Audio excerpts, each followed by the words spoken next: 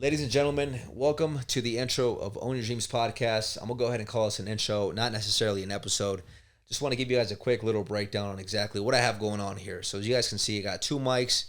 I got whatever you call this thing, a soundboard that I don't really know how to use too well. I'm not too tech savvy. I'm learning as I go, so please be patient with me if any technical difficulties. Matter of fact, this is the second time that I record this episode. I just thought I recorded the entire episode here this last try. It was about 30 minutes long. I think it was a great first take. And turns out my memory card on that camera was filled up about 2 minutes in. So I got the entire audio. Turns out the visual just was not recording. So I don't know. I just had to format the complete memory card. And here we are, second try. So it is what it is. But yeah, let's start off with what Own Your Dreams is. What does Own Your Dreams mean to me?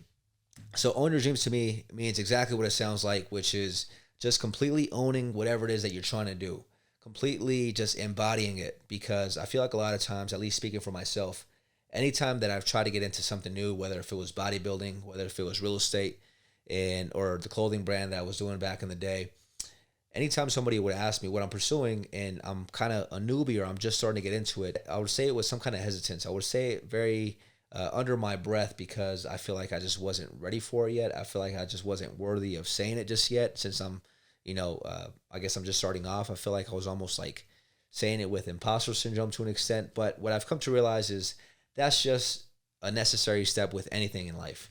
When I was first getting into real estate, I was literally feeling like I was just learning how to walk again. It was a whole different language. Everything that I've learned up until this point of the age of 25, I feel like has just served me for nothing. That's what it felt like, at least. I just was so overwhelming. And that's just with anything new that we take on.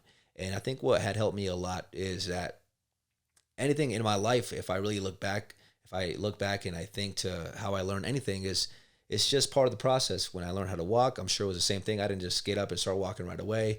Same thing with talking, same thing with making friends, learning how to play sports, learning weightlifting, learning how to eat. It's all been a trial and error. And it's part of the process to where you feel like you really don't know a damn thing in the beginning.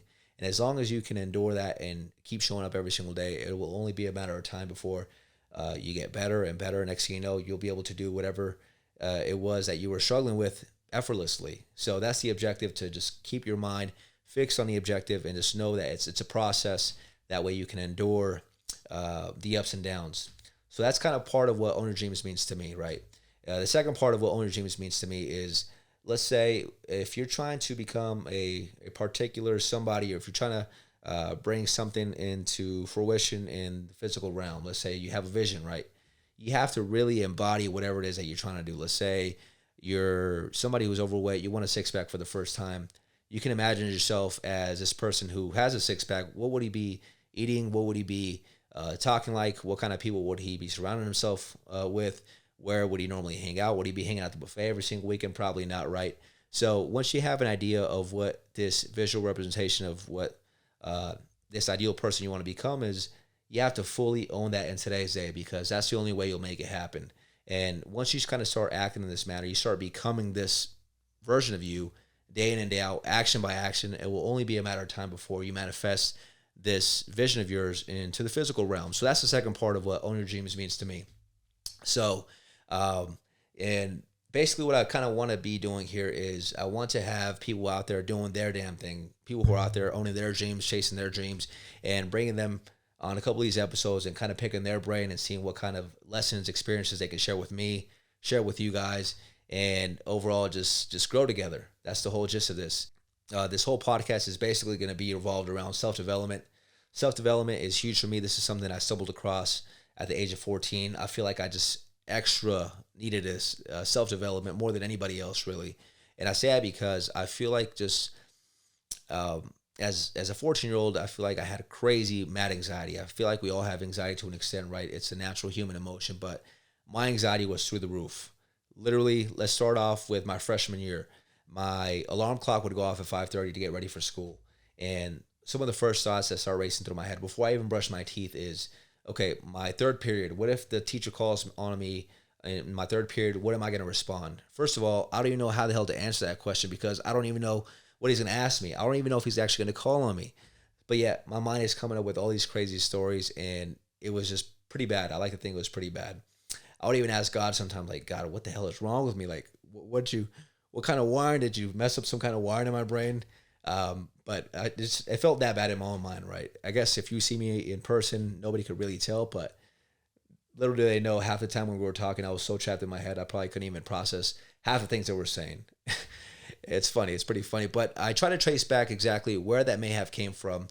And I like doing that just because I like to pinpoint where these things could have stemmed from. And I like to re-narrate exactly how I may have interpreted it at the time in comparison to how I interpret it now, being a little bit more mature and a little bit more emotionally stable, I guess you could say. So I think this anxiety, a big part of it may have stemmed from my soccer playing days. I started playing soccer at the age of 10 years old. I was a goalkeeper for my team. And if you guys know, the goalkeeper is a very, very important role. I mean, they all have important roles, but as a goalkeeper, you make a mistake, that can cost you a goal, that can cost you the entire game, that can cost you the entire tournament, finals, whatever you want to call it.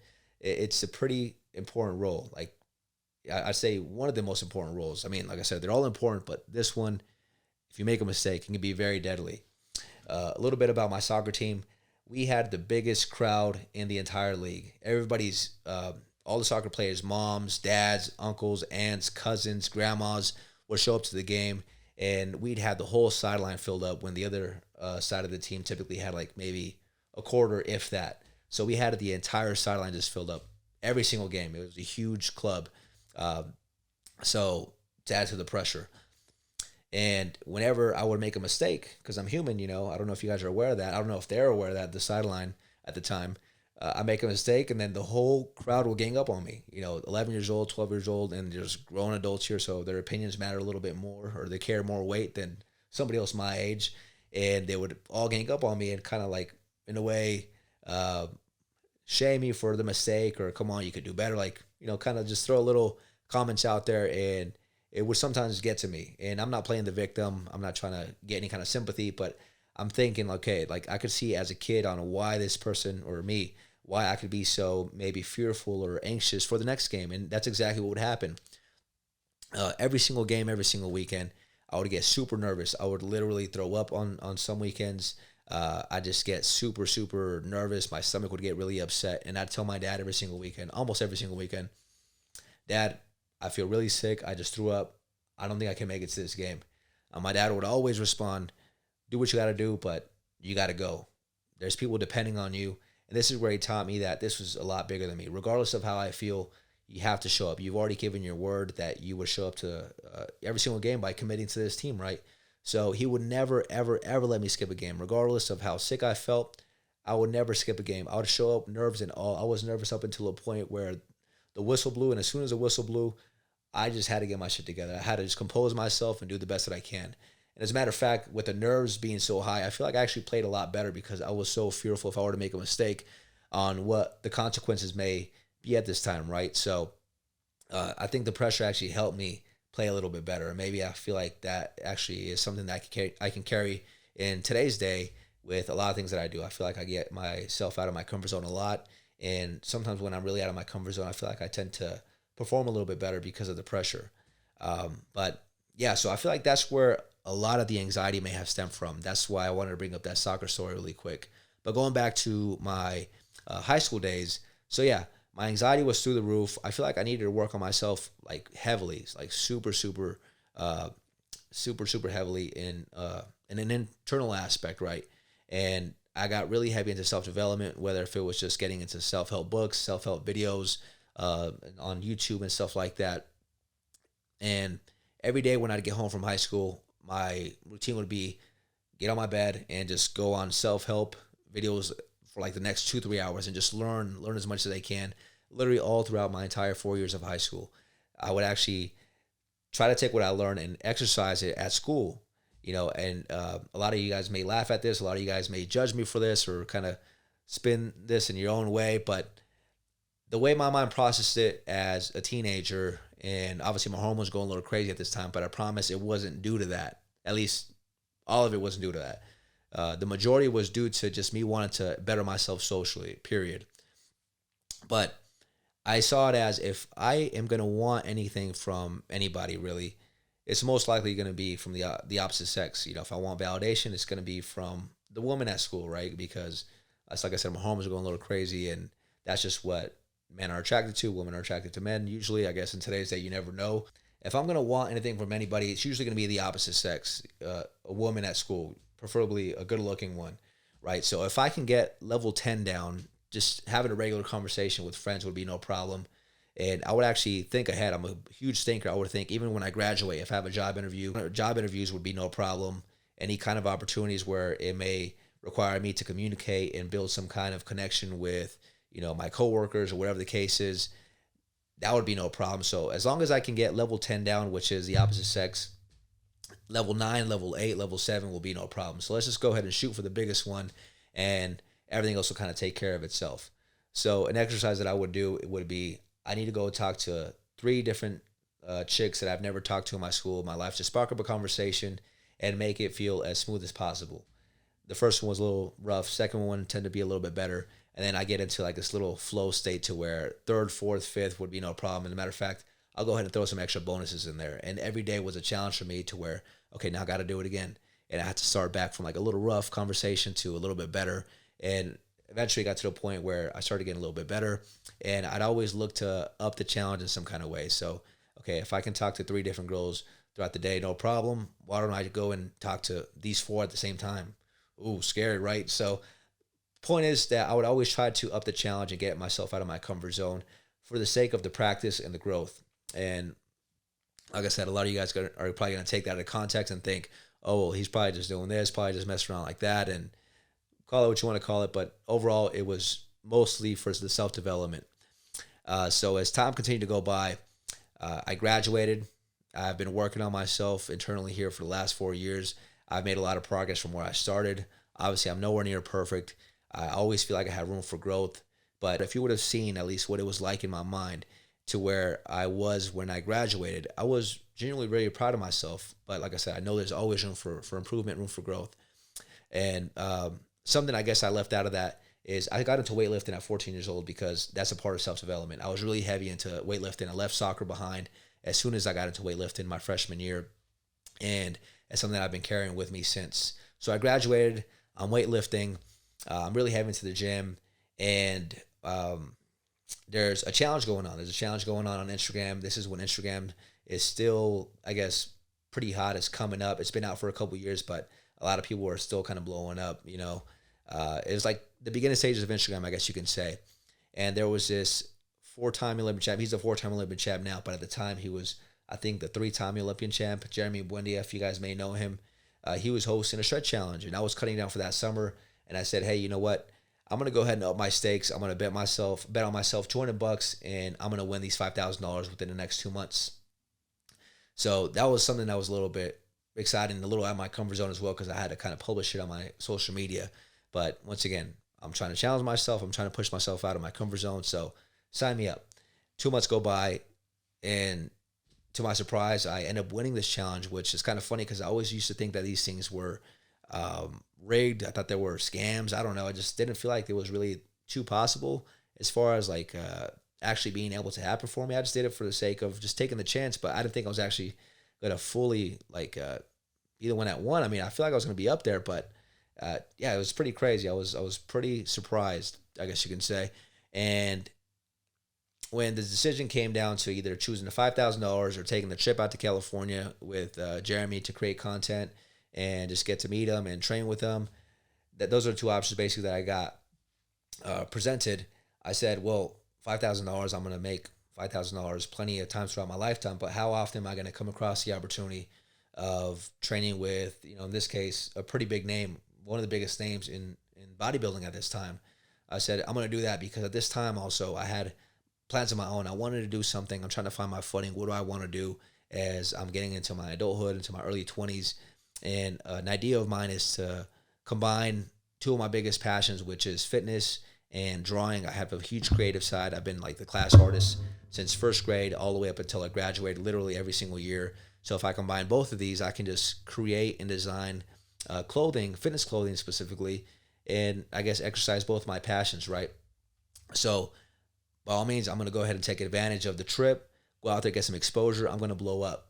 That's what I'm thinking. I'm gonna blow up. I'm gonna come back with 20,000 followers, and that's potentially 20,000 more customers that can buy my clothing, right? So that's the way I was thinking of it as. I go out there, I get some exposure. I probably get like 10% of that. I get 2,000 followers maybe, which is still a decent amount, I guess, for a span of 3 days. But my expectation of blowing up overnight is not the way it went down, obviously. So I come back home and I said, okay, I got a whole bunch of strangers following me now, which is cool, and maybe I can just build little by little. At least it's some kind of progress in the direction that I want to go.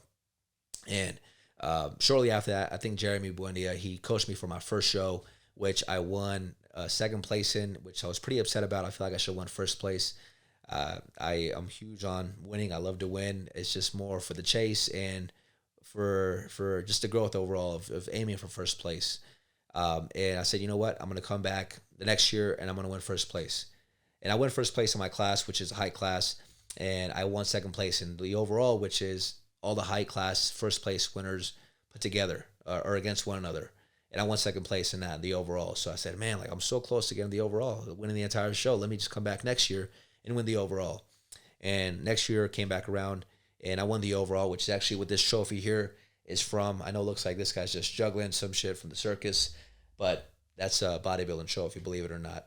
So I know what it means. I guess that show specifically is circus themed, and they decided to put this thing together, which looks like it doesn't lift at all, to be honest. But I know what it means, so it means a lot to me. So yeah, I'll go do an international show shortly after that. That same year, it was late 2019. By this time, I have my clothing brand already, kind of like as far as the identity behind it, what I wanted to represent. It took me a long 6 months to come up with because I didn't just want to smack another word on a shirt and call it discipline apparel or whatever. I wanted to have an actual significant meaning. And before I'm about to go compete in my first international show, which was out in Russia, late 2019 in November, I ordered 90 hoodies that I wanted to put out. I put these hoodies out, not thinking I was going to sell out all of them, maybe a third. And surprisingly, I sold all 90 of them. I go to Russia, I get smoked, I get served a huge piece. Matter of fact, the whole damn humble pie, which was great. I come back home and I'm a little upset about, not winning.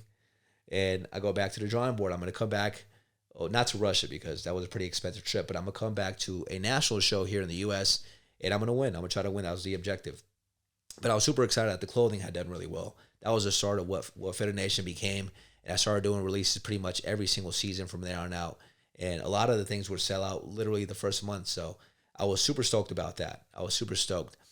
But this upcoming year, 2020 at the time, I was getting ready to do a local show to get qualified for a national show. That's how it goes. You got to win a local show before you can do a national show at the time.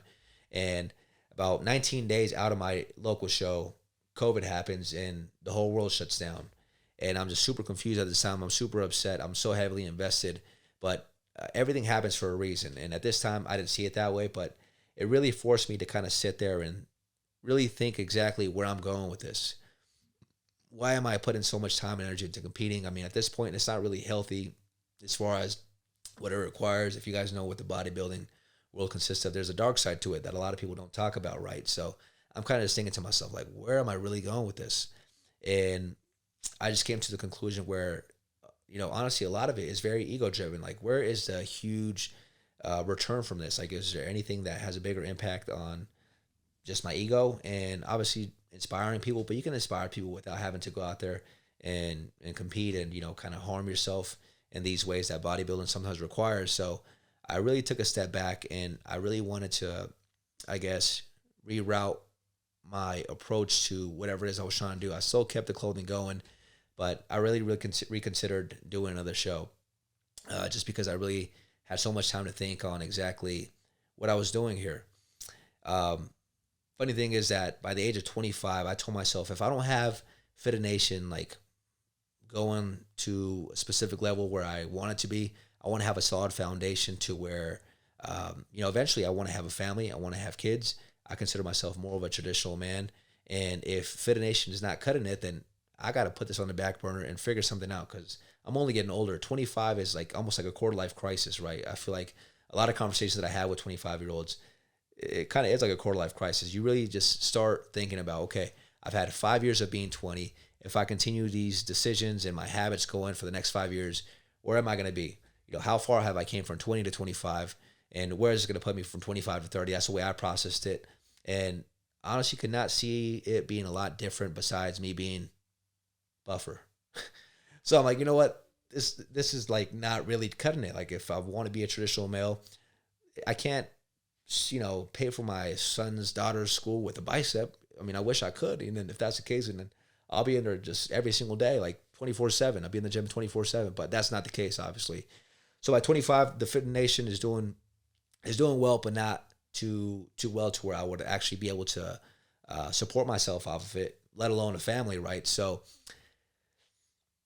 I basically encountered one of the hardest decisions that I have ever had to make in my life till this day, which is breaking up with everything that I've been working for. I feel like everything that I've been working for or towards since the age of 14, because the bodybuilding has been something that's been developed since like the 14 years old. Like it's been a work in progress since then. At least I trace it back to 14 because that's when I got into weightlifting. And I have really identified myself with, the bodybuilding world and the clothing and all the relationships that I got to make out of that. And I think a story that I actually hold very closely to this day is this story that I came up with at the time, which is I think back to the hunter-gatherer days. I imagine myself as a hunter. Let's say I'm an monastic hunter or something like that. Let's say I'm part of some tribe and I'm a hunter. That's the point. I got a teepee back home. I got a 2-story teepee, so I'm doing pretty well for myself, let's say.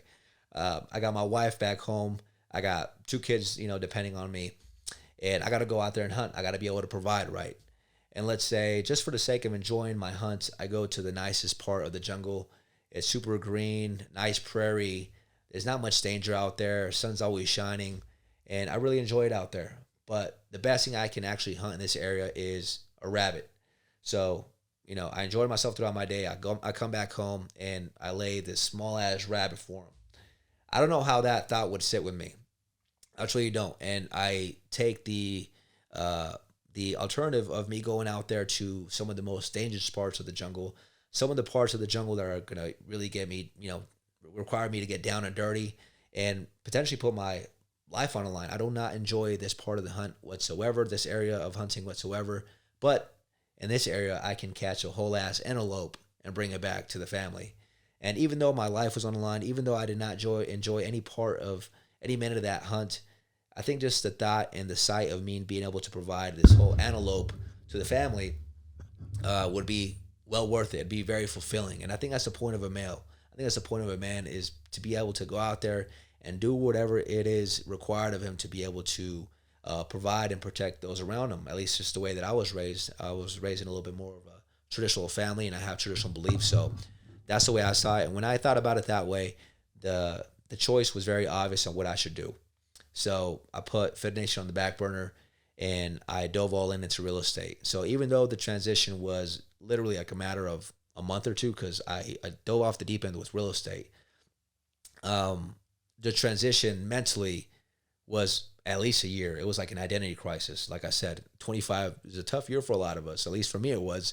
So it was almost like an identity crisis. I just almost had no idea on what the hell I was doing or who I was outside of the bodybuilding world. And so many times I had the thought of just going back into the bodybuilding world because I was just so familiar with it. I was, I guess, known here locally. I'm not as important as I think, but just here locally, I knew, a lot of names in the fitness industry.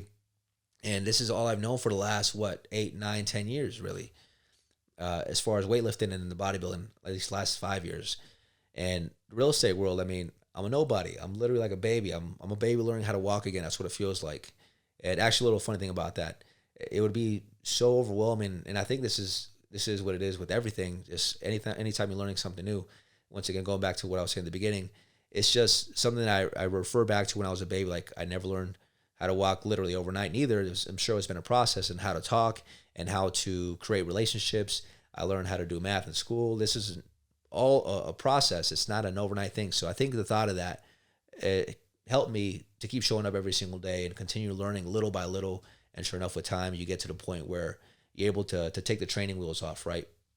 So that's what kind of kept me pushing. But it was a very, very hard transition. So hard transition. And it was a very humbling experience, which I'm super grateful for. But now sitting here today, I'm 3.5 years in real estate. And thank God everything's gone pretty well so far. And obviously, I still got a ton to learn. And there's a lot of things that I look forward to in real estate, and there's a lot of things that I don't necessarily like about the real estate world. But one thing that I've taken away from any job that I've had, even the Fit Nation that I thought was my ultimate dream at the time, right, is that work is work, period. When I was doing the clothing brand, I love designing the clothing. I'd love doing photo shoots with the models and stuff like that. But I would dread the product descriptions. I would dread the shipping. I would dread keeping track of the inventory, all that stuff, organizing the inventory, returns, especially returns. Giving me this crumbled up as shirt in a bag, like you couldn't even fold it for me. Just kidding.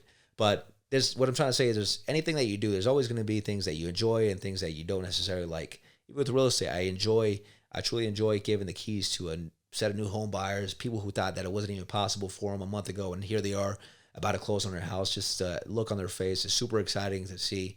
But there's a lot of parts about it that I don't necessarily like. The paperwork part of it, just there's a lot of things that I'm not going to get into because I don't want to make it feel like I'm complaining. At the end of the day, I'm grateful through it all because I feel like it all serves me to an extent. Either it's teaching me patience, it's teaching me grit, whatever it is, there's something to take away from it, and that's the attitude I should have towards it. But overall, here we are, 3.5 years in real estate. I'm starting this podcast, which I feel like is a great way for me to get out of my comfort zone again, work on my social skills, improve my social skills as I can improve in any area of my life. And that's the purpose of this. This whole podcast is here to basically just share overall self-growth, fitness, mentally, spiritually, any way that we can grow. It's just to connect and to share, hopefully provide value for some of you guys out there. And like I said, I'll have some guests on here who are out there doing their thing and see what kind of takeaways I can get from them, what kind of takeaways we can share here on camera. But overall, I'm really excited and hope you guys kind of like this little intro, I guess you can say. If you guys have any kind of constructive criticism, I'm always all ears. If you guys have any suggestions, always feel free to drop them in the comments, shoot me a DM, and I'd be more than glad to cover some of the topics that I feel knowledgeable enough to cover. So with that being said, welcome to Owner Dreamz Podcast, and stay tuned for the next episode.